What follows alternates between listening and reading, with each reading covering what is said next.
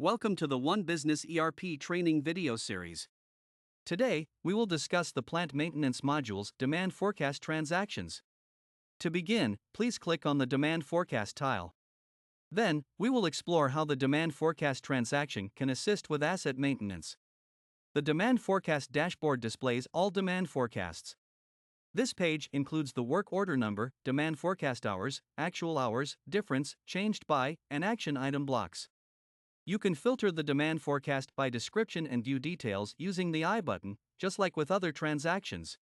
You can also modify the demand forecast details using the Edit button.